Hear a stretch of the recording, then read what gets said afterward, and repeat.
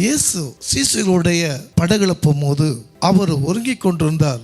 மிகப்பெரிய ஒரு புயல் காற்று அலைகள் வந்தது. உடனே சீசர்கள் எல்லாம் பயந்து போனார்கள். நான் மடிந்து போவது உமக்கு நலமா இருக்குமா என்று சொல்லி அநேக புலம்பினார்கள். அற்ப விசுவாசியே, உன் விசுவாசம் எங்கே போயிற்று என்று சொன்னார். அப்பொழுது இயேசு சீசர்களை அதட்டினார். இரண்டாவது அந்த காற்றையும் கடலையும் அகற்றினார். பிறகு சீசர்களுக்குள்ள இயேசு மேல உங்கள் நம்பிக்கை வந்துச்சு.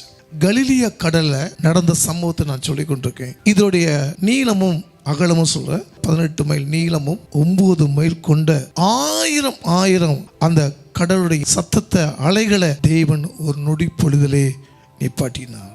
அன்பான கர்த்தருடைய தேவ ஜனமே, உங்க வாழ்க்கையிலே ஒரு புயலை போல பிசாசு உங்களை அலைக்கலாம். உங்களுக்குள்ள ஒரு பிரிவினை கொண்டு வருவான். அலையை போல உங்க வாழ்க்கை அலைஞ்சு கொண்டு இருக்குதா? புயல் என்பது உங்களுடைய பாடுகள் உபத்திரத்தை மத்தியிலும் அந்த வசனத்துக்கு நீங்க சொல்லி ஜெபிங்க.